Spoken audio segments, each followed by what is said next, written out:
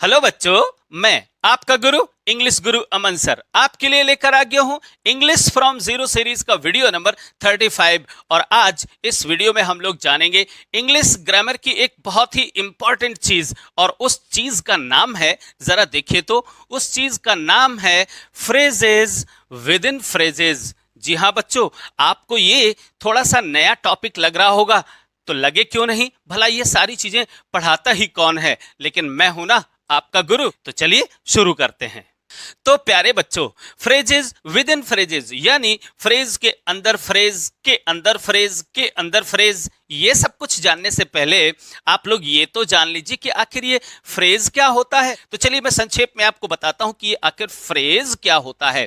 देखो भैया, फ्रेज और कुछ नहीं, अ ग्रुप ऑफ वर्ड्स यानी किसी सेंटेंस में दो या दो से अधिक शब्दों का एक समूह होता है।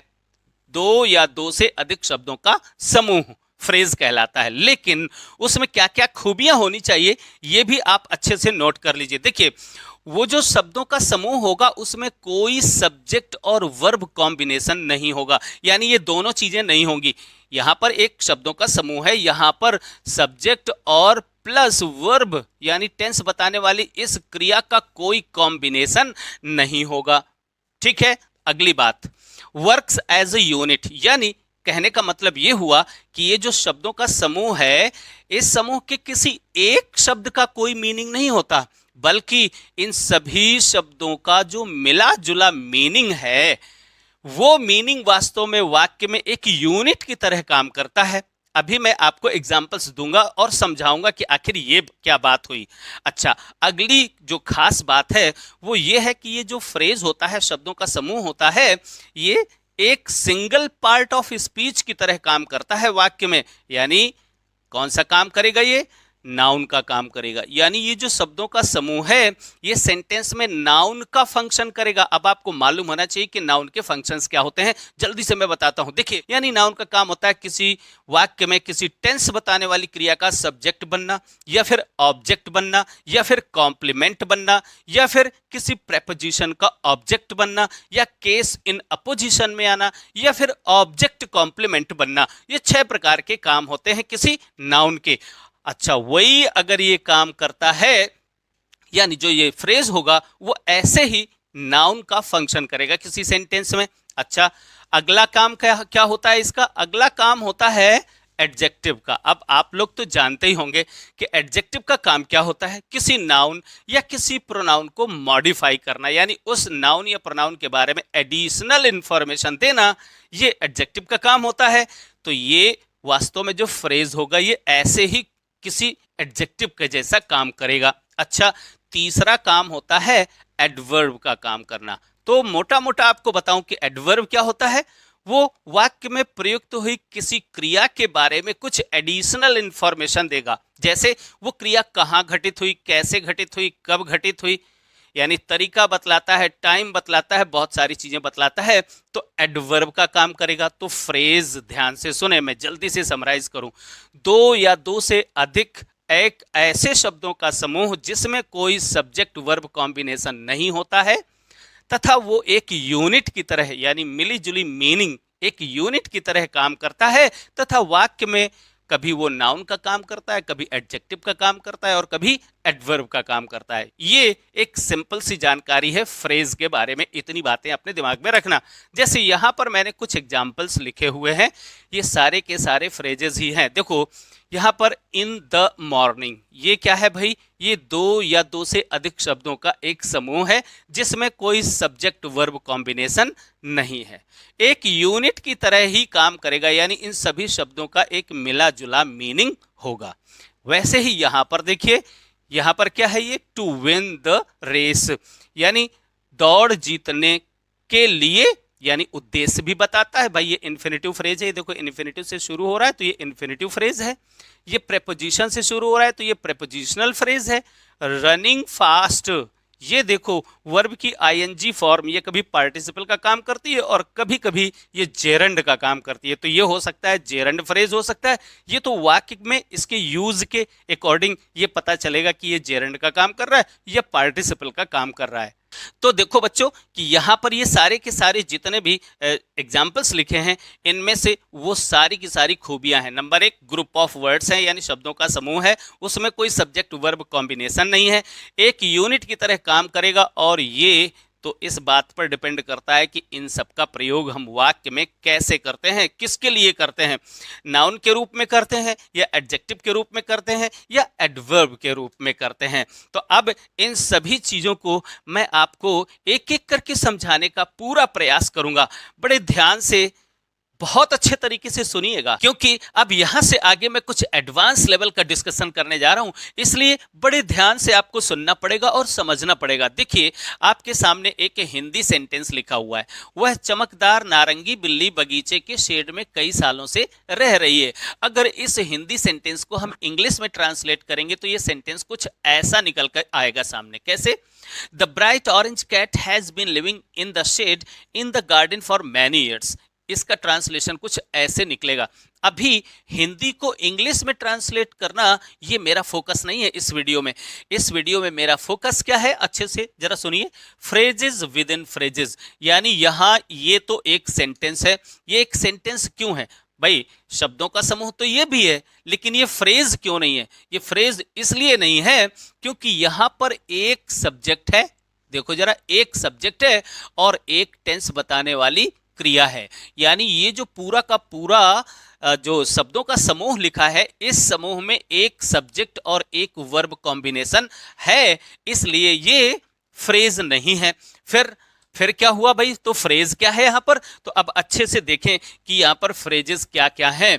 ये देखो, यहां पर एक फ्रेज ये बनेगा, द ब्राइट ऑरेंज कैट, क्योंकि यहां तक इस शब्द के समूह में कोई भी दोनों चीजें नहीं है, यानी सब्जेक्ट और वर्ब कॉम्बिनेशन नहीं है। तो एक फ्रेज ये बना, ये देखिए फ्रेज नंबर 1। दूसरा फ्रेज क्या बना?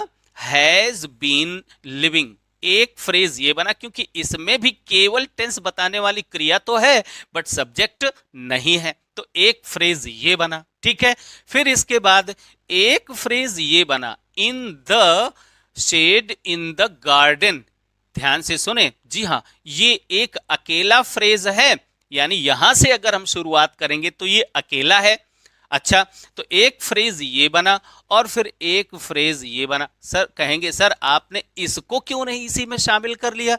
सब कुछ बताऊंगा आपको। देखो, इस एक सेंटेंस में, ये चूंकि सेंटेंस है, सेंटेंस क्यों है? क्योंकि इसमें एक सब्जेक्ट और एक टेंस बताने वाली क्रिया का कॉम्बिनेशन है, इसलिए ये फ्रेज नहीं बल्कि एक सेंटेंस है। लेकिन इस सेंटेंस में यहां पर 4 प्रकार के फ्रेजेस हैं।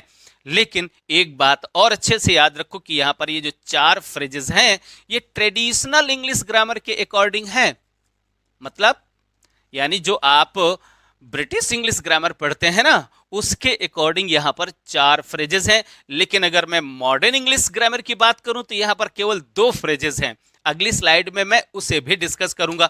अब यहां पर यह देखना है कि ये जो फ्रेजेस हैं, ये कौन कौन से फ्रेजेस हैं, और क्या इन फ्रेजेस के अंदर क्या और भी कोई फ्रेजेस हैं, यानी फ्रेजेस के अंदर फ्रेजेस हैं। अब इस स्लाइड में हम इस बात का डिस्कशन करने वाले हैं, तो बड़े ध्यान से सुनिएगा। जी हां, तो देखो जरा, यहां पर है द ब्राइट ऑरेंज कैट। अच्छे से देखो, ये जो फ्रेज है ये एक यूनिट की तरह काम कर रहा है। कैसे यूनिट की तरह क्या काम कर रहा है? देखो, इस सेंटेंस में मैं यहां पर इसे एक बार और पहले इरेज कर दूं और फिर ये क्लियर हो जाएगा, तो आपको चीजें बिल्कुल स्पष्ट दिखाई पड़ेंगी। देखिए यहां पर क्या है, यहां पर लिखा है द ब्राइट ऑरेंज कैट। ये इतना हिस्सा अच्छे से देखो, द ब्राइट ऑरेंज कैट। आप देख रहे हो कि ये वास्तव में पूरा का पूरा हिस्सा ही इस टेंस बताने वाली क्रिया का सब्जेक्ट बना हुआ है ना। हैज बीन लिविंग यानी रहती रही है या रह रही है। कब से रह रही है? बहुत सालों से रह रही है। तो आप देख रहे हैं कि इस टेंस बताने वाली क्रिया का सब्जेक्ट बना हुआ है, और सब्जेक्ट ये पूरा का पूरा फ्रेज है। यहां पर असली सब्जेक्ट है कैट। भाई रह कौन रहा है? कैट। अब अच्छे से देखो कि इसी कैट के बारे में ये सारी अतिरिक्त जानकारियां हैं। ठीक, कैसी कैसी? अच्छे से देखो जरा, ये कैट कौन सी कैट? एक स्पेसिफिक कैट की बात बताई जा रही है, तो ये हुआ डिटर्मिनर, ठीक है। यानी डिटरमाइन किया जा रहा है, कोई एक स्पेसिफिक बिल्ली की बात की जा रही है, वह वो वाली जो ब्राइट ऑरेंज कलर की बिल्ली है। तो ये जो बिल्ली है, इसी बिल्ली के बारे में ये अतिरिक्त जानकारियां हैं, ब्राइट ऑरेंज कैट। ओके, तो एक्चुअली क्या है कि ये पूरा का पूरा जो फ्रेज है यानी शब्दों का समूह है, ये एक यूनिट की तरह काम कर रहा है। यूनिट यानी एक इकाई की तरह काम कर रहा है। इसका पूरा मिला जुला मीनिंग ही वास्तव में इस क्रिया का सब्जेक्ट है। ओके, तो एक फ्रेज ये हुआ। अब इस फ्रेज के अंदर कुछ फ्रेजेस हैं क्या, ये अभी थोड़ा सा रुक करके मैं आपको बताने वाला हूं। आगे देखते हैं। यहां पर ये जो हैज बीन लिविंग, देखो जरा, ये तीनों शब्द मिलकर एक यूनिट की तरह ही काम कर रहे हैं। अच्छे से देखिएगा। अब इस फ्रेज में सब्जेक्ट और वर्ब कॉम्बिनेशन दोनों नहीं है, केवल वर्ब अकेले है, ठीक है ना। इसलिए यह भी फ्रेज ही हुआ और यहां पर किसी एक शब्द का अकेला कोई मीनिंग नहीं निकलेगा। ये तीनों शब्द मिलकर के ही वास्तव में ये डिसाइड कर रहे हैं कि ये प्रेजेंट परफेक्ट कॉन्टिन्यूअस टेंस है। केवल हैज से या बीन से या केवल लिविंग अकेले से आपको पता नहीं चलेगा कि ये कौन सा टेंस है। ये तीनों मिलकर के ही बता रहे हैं कि ये क्या है, प्रेजेंट परफेक्ट कॉन्टिन्यूअस टेंस है। इसलिए ये यूनिट की तरह अकेला काम कर रहा है। तो एक फ्रेज ये हुआ। अब आगे देखते हैं जरा। एक फ्रेज ये है, in the shed in the garden. आप कहेंगे सर आप क्या इतना नहीं कह सकते, इन द शेड? नहीं, इतना अकेले नहीं कह सकते हैं। अच्छे से देखिए जरा, यहां पर देखो, in the shed in the garden का मतलब क्या हो गया। यहां पर हो गया बगीचे के शेड में, बगीचे के शेड में। तो यहां पर अच्छे से देखो कि ये एक फ्रेज है, क्योंकि यहां पर ये इन से शुरू हो रहा है, तो इन द शेड हो गया।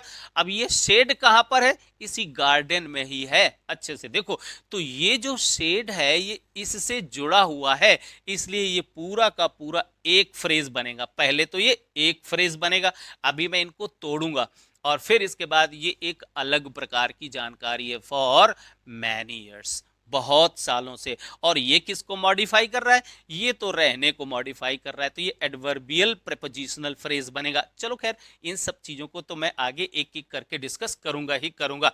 अब अच्छे से समझने वाली बात ये है कि क्या इस फ्रेज में के अंदर भी कोई और फ्रेज है। सबसे पहले तो ये जानो कि इस फ्रेज को हम किस नाम से जानते हैं। अगर हम उस नाम से उसको जानेंगे तो क्यों वैसा जानेंगे, पहले ये समझिए। देखो, इसे कहते हैं नाउन फ्रेज।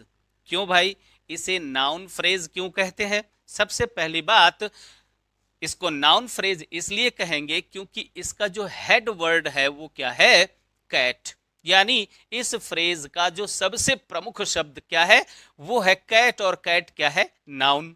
अच्छे से देखो जरा, ये जो नाउन है इसका हेड वर्ड, और इस नाउन को ही मॉडिफाई करने के लिए ये एडजेक्टिव्स रखे हुए हैं। अच्छे से देखो, ये डिटरमाइनर और ये एडजेक्टिव्स। अगर ये कैट नहीं है तो इनका कोई मतलब नहीं बचेगा, है ना। इसलिए ये जो मेन वर्ड है वो क्या है, नाउन है।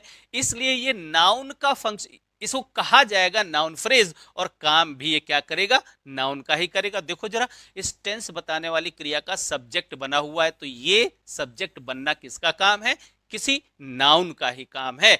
तो ये हुआ आपका नाउन फ्रेज, ठीक है ना। अच्छा, अब इस नाउन फ्रेज के अंदर कौन कौन से फ्रेजेस हैं ये भी देख लो। इस नाउन के अंदर अगर इस नाउन को हम यहां पर से कट कर देते हैं और केवल इतना लिखते हैं क्या, द ब्राइट, यहां पर अच्छे से देखिए, द ब्राइट ऑरेंज। अब अच्छे से देखेंगे आप तो ये भी आपको पता चलेगा कि ये वास्तव में एक नाउन फ्रेज भी हो सकता है। क्यों? क्योंकि यहां पर ये जो ऑरेंज है ये खुद अपने आप में किसी कलर का नाम है, तो जो नेमिंग वर्ड होता है वो भी नाउन ही होता है। लेकिन यहां पर वास्तव में इस सेंटेंस में ये नाउन की तरह नहीं प्रयुक्त किया गया है, बल्कि ये कैट के कलर को बताने के लिए यूज किया गया है, इसलिए ये एडजेक्टिव की तरह यूज है ना। तो ये यहां से और इतना, ये जो फ्रेज कहलाएगा इसे एडजेक्टिव फ्रेज कहते हैं। ध्यान से सुने, एडजेक्टिव फ्रेज। क्यों भाई एडजेक्टिव फ्रेज क्यों कहते हैं? क्योंकि ये जो तीनों शब्द हैं, ये तीनों शब्द मिल करके इस नाउन के बारे में आपको अतिरिक्त जानकारी दे रहे हैं कि ये जो कैट है वो कैसी है। ठीक है ना, कैट कौन सी है? वो वाली है, वो वाली।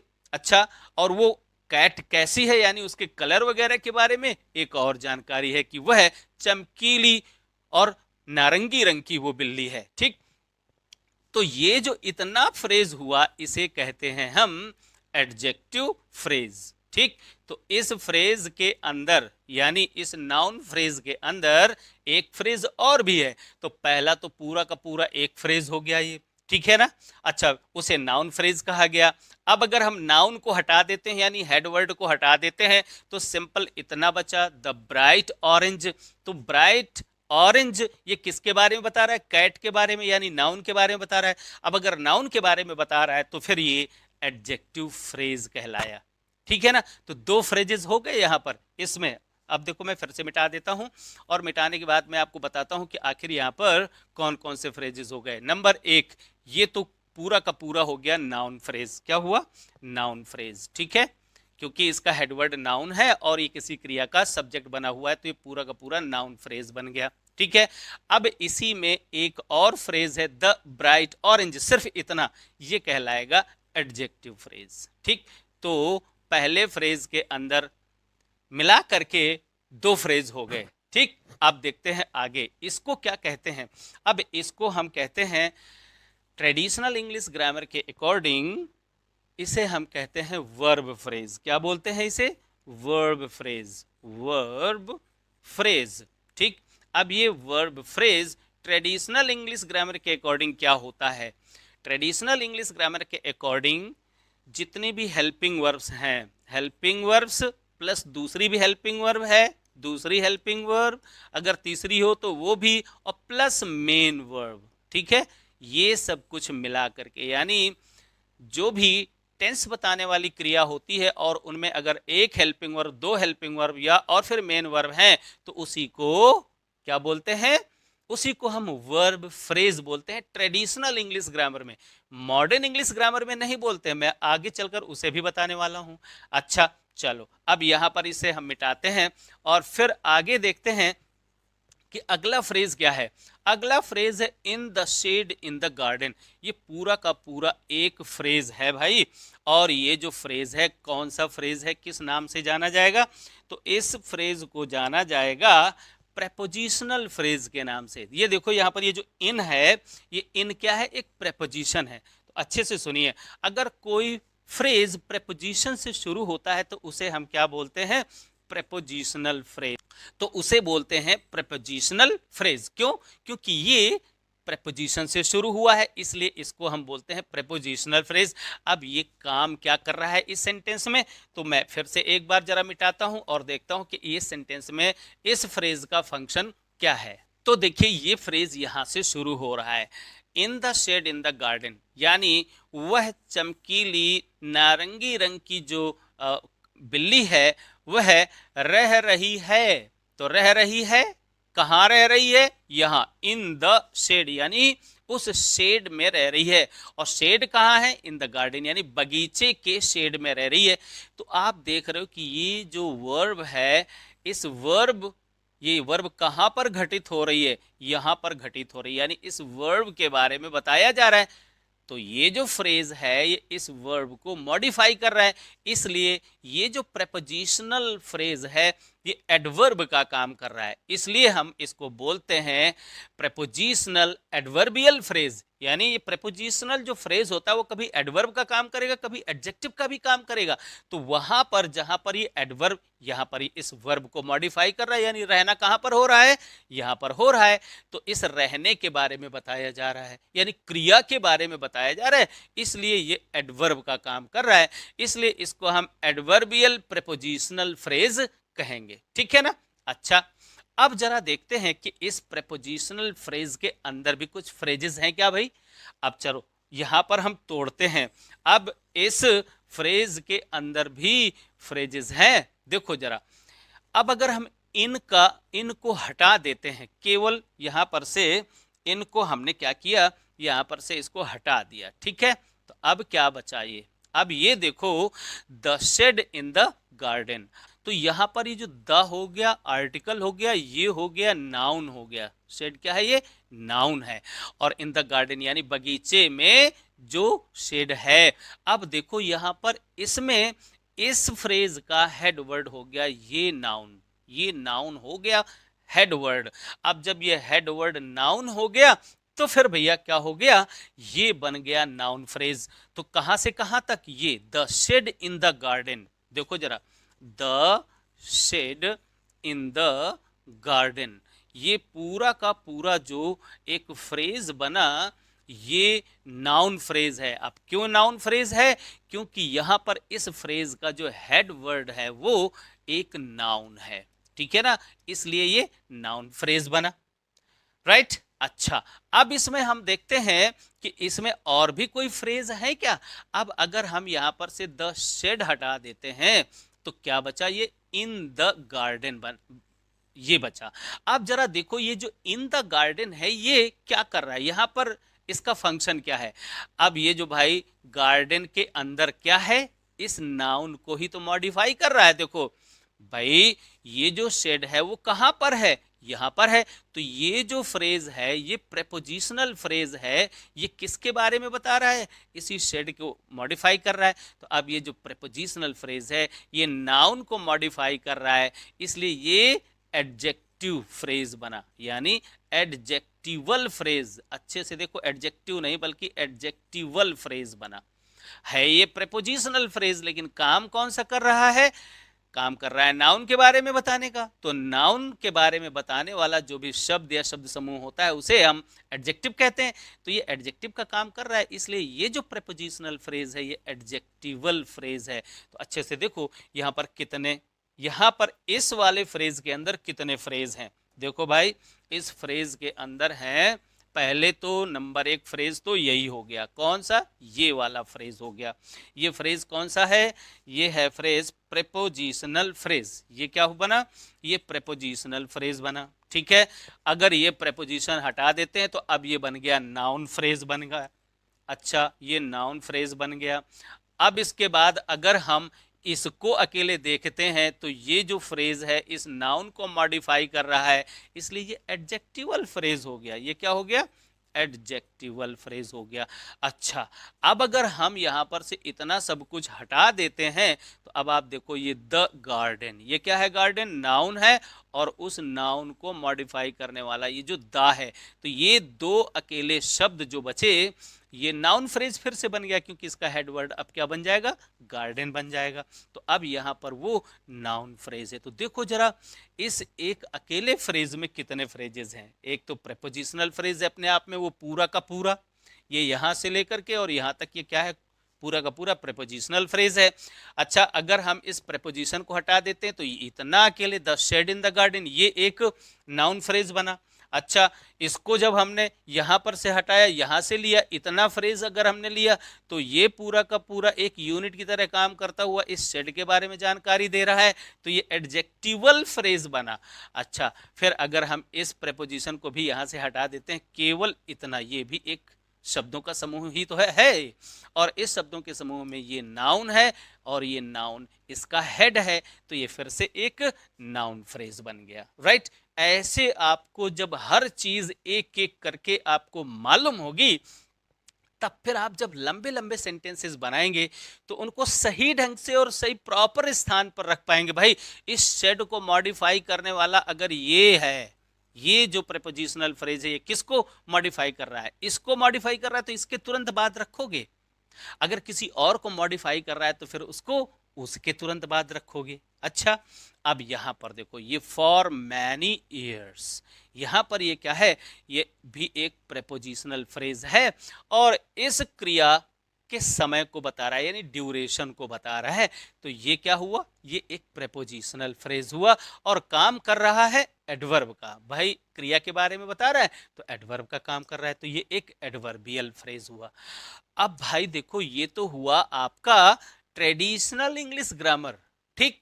ट्रेडिशनल इंग्लिश ग्रामर के अकॉर्डिंग ये जो फ्रेजेस हैं और फ्रेजेस को जो टाइप्स हैं अब मैं आपको बताने वाला हूं यहां पर The bright orange cat has been living in the shed in the garden for many years. अब मैं यहां पर आपको मॉडर्न इंग्लिश ग्रामर के अकॉर्डिंग ये इसका डिवीजन में कर रहा हूं, यानी यहां इस सेंटेंस में मॉडर्न इंग्लिश ग्रामर के अकॉर्डिंग कितने फ्रेजेस हैं, तो देखो यहां पर केवल 2 फ्रेजेस हैं, 1 और 2।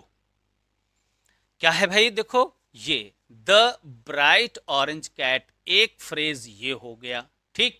और मॉडर्न इंग्लिश ग्रामर के अकॉर्डिंग जो वर्ब फ्रेज होता है वो पूरा का पूरा प्रेडिकेट ही होता है, यानी टेंस बताने वाली क्रिया से लेकर के और वाक्य के अंत तक जितने भी वर्ब होंगी, यानी जितनी भी हेल्पिंग वर्ब्स होंगी, मेन वर्ब्स होंगी और जितने भी मॉडिफायर्स होंगे, सारे के सारे मॉडिफायर्स मिल करके और वो केवल और केवल क्या कहा जाता है, वर्ब फ्रेज कहा जाता है मॉडर्न इंग्लिश ग्रामर के अकॉर्डिंग। अच्छे से आप देखिएगा ये क्या है, ये वर्ब फ्रेज है, ठीक है ना। ट्रेडिशनल इंग्लिश ग्रामर में वर्ब फ्रेज केवल इतनी होती है, यानी जितनी हेल्पिंग वर्ब्स हैं वो और मेन वर्ब मिला करके इसको कहा जाता है verb phrase traditional English grammar में। लेकिन अब जो इंटरनेशनल या जिसको हम मॉडर्न इंग्लिश ग्रामर कहते हैं उसमें क्या है, पूरी की पूरी जो वर्ब है यानी हेल्पिंग वर्ब्स जितनी भी होंगी, main verb plus all the modifiers, यानी सेंटेंस में जितना भी यानी फुल स्टॉप तक जो कुछ भी लिखा होगा वो सब कहा जाता है वर्ब फ्रेज। तो यहां पर इस सेंटेंस में मॉडर्न इंग्लिश ग्रामर के अकॉर्डिंग केवल 2 फ्रेजेस हैं, नंबर 1 ये और नंबर 2 ये। अब ये अलग सिर्फ इसलिए हो गया क्योंकि भाई फ्रेज तो वही होता है जिसमें दोनों चीजें ना हो, यानी वो सब्जेक्ट हो सकता है या सब्जेक्ट का पार्ट हो सकता है, या फिर वो वर्ब हो सकती है केवल, या पूरा का पूरा प्रेडिकेट भी फ्रेज ही कहलाता है क्योंकि उसमें सब्जेक्ट नहीं होता। अब हम देखते हैं कि यहां पर अब कितने फ्रेजेस के अंदर फ्रेजेस हैं, तो अब देखो अच्छे से, ये मैं आपको पहले ही बता चुका हूं, ये पूरा का पूरा क्या है भाई, नाउन फ्रेज है। ये पूरा का पूरा क्या बना, नाउन फ्रेज। क्यों नाउन फ्रेज है, क्योंकि यहां पर इसका हेड वर्ड क्या है, नाउन है, ठीक, इसलिए ये नाउन फ्रेज बना। ओके, और साथ ही साथ ये नाउन का फंक्शन भी कर रहा है। क्यों, कैसे कर रहा है, क्योंकि ये इस टेंस बताने वाली क्रिया का सब्जेक्ट बना हुआ है, ये पूरा का पूरा फ्रेज, तो ये नाउन फ्रेज है, नाउन का फंक्शन कर रहा है और साथ ही साथ उसका हेडवर्ड नाउन है, ठीक है। अच्छा, दूसरी बात क्या है, अब इसी एक फ्रेज के अंदर एक फ्रेज और है, और वो क्या है, द ब्राइट ऑरेंज, ये एक फ्रेज और भी है, क्योंकि ये तीनों शब्द मिल करके इस नाउन के बारे में एक और एडिशनल जानकारी दे रहे हैं, इसलिए ये हुआ एडजेक्टिव फ्रेज। क्या हुआ भाई, ये हुआ एडजेक्टिव फ्रेज, राइट। अच्छा, तो इस पहले फ्रेज के अंदर 2 फ्रेजेस, पहले तो पूरा का पूरा हो गया और फिर उसके अंदर एक फ्रेज हुआ, ये दो हो गए कुल मिलाकर के। अब देखते हैं यहां पर आगे क्या है। अब आगे है ये हैज बीन लिविंग। अब ये पूरा का पूरा हो गया आपका वर्ब फ्रेज, यानी ये टोटल यहां से लेकर और यहां तक ये क्या हो गया, वर्ब फ्रेज हो गया। तो तीसरे नंबर पर हम इस सेंटेंस में कितने फ्रेजेस हैं ये देखने का है प्रयास कर रहे हैं। ये हो गया वर्ब फ्रेज, क्योंकि ट्रेडिशनल इंग्लिश ग्रामर के अकॉर्डिंग वर्ब फ्रेज कुछ दूसरा होता है और मॉडर्न इंग्लिश ग्रामर के अकॉर्डिंग वर्ब फ्रेज कुछ नहीं है, प्रेडिकेट जहां से शुरू होता है, जहां से टेंस बताने वाली क्रिया शुरू होती है, वहां से लेकर और वाक्य के अंत तक का हिस्सा पूरा का पूरा कहलाता है वर्ब फ्रेज। तो ये हो गया वर्ब फ्रेज। अब आगे बढ़ते हैं।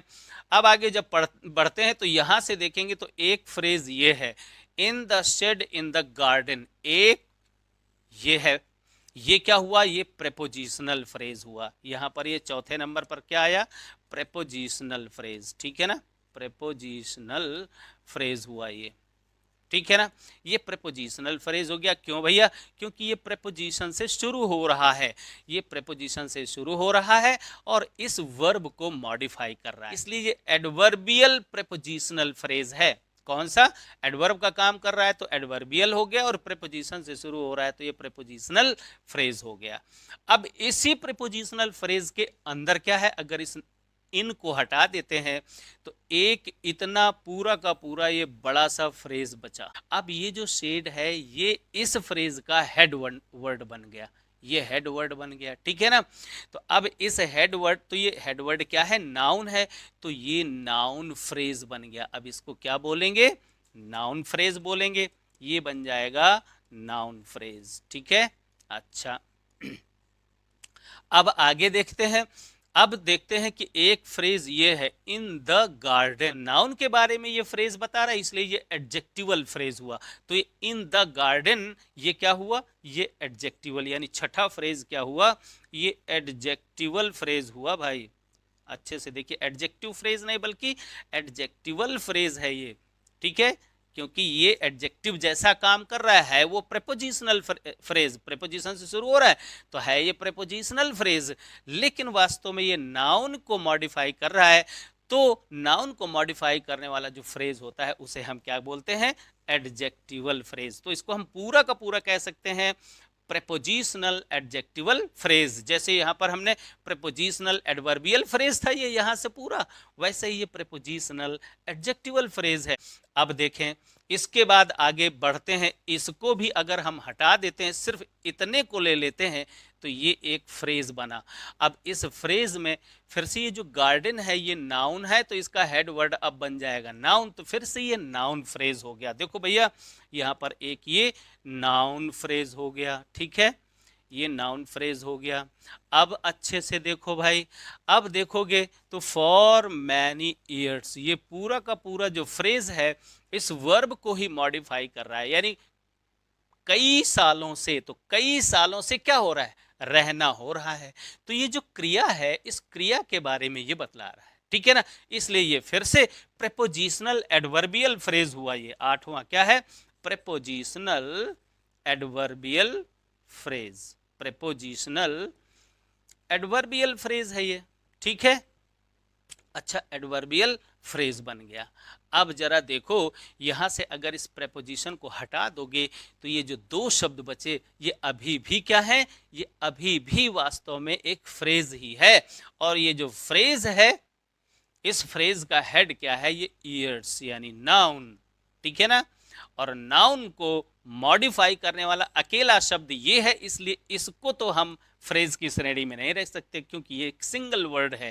तो अब ये दो शब्द मिलकर के बने, इसका हेड वर्ड क्या है, नाउन, तो ये जो फ्रेज है अब ये फिर से क्या बनेगा, नाउन फ्रेज। तो नौवीं चीज बन गई नाउन फ्रेज। अब आपको भी सेंटेंस को इसी प्रकार से एनालाइज करना आना चाहिए।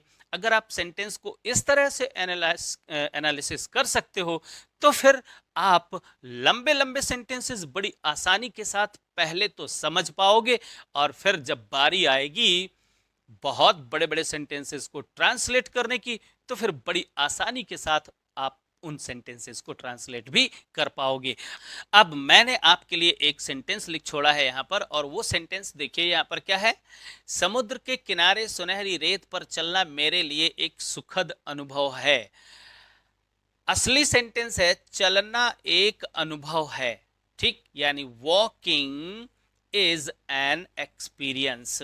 ये जेरंड है चलना, ठीक, सब्जेक्ट का काम कर रहा है ये देखो इज टेंस बताने वाली क्रिया है और इसका वॉकिंग ये जो आईएनजी फॉर्म है ये सब्जेक्ट का काम कर रही है, यानी नाउन का काम कर रही है।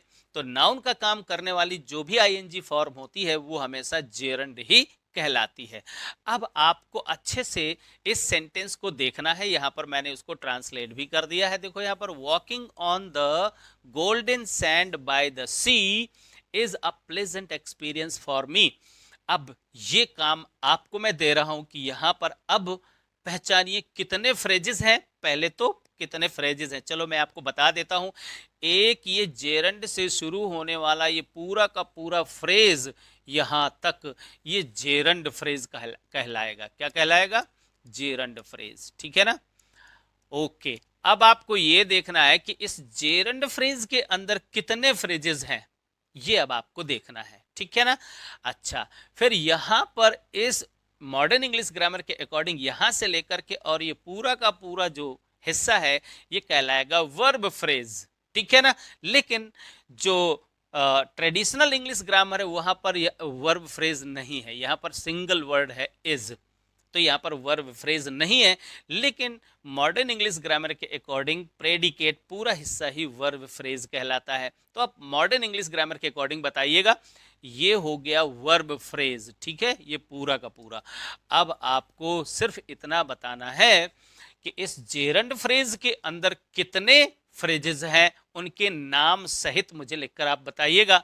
और यहाँ ये जो वर्ब फ्रेज है, इस वर्ब फ्रेज के अंदर कितने फ्रेजेस हैं, वो कौन सा फंक्शन कर रहे हैं और क्या काम। पहले तो आप खुद अपना होमवर्क करिए, देखो बड़े अच्छे से पढ़ो आप।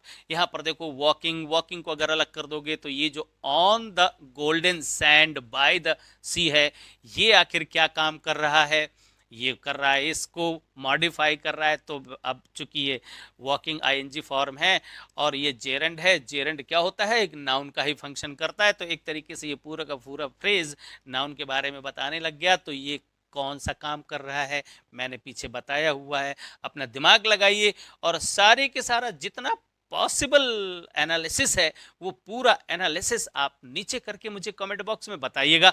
मैं आप सबको ज़रूर क्लियर करूंगा। जितने लोग भी यहाँ पर प्रयास करेंगे मैं उनको पर्सनली पूरा कंप्लीट इसका आंसर उसी कमेंट के आंसर में आपको दूंगा। आज इतना ही। आशा करता हूं कि ये वीडियो आपको अच्छा लगा होगा। अगर अच्छा लगा है भाई तो जल्दी से इसको लाइक कर दीजिए और साथ ही अपने फ्रेंड्स लोगों के साथ में इसको शेयर भी कर दीजिए।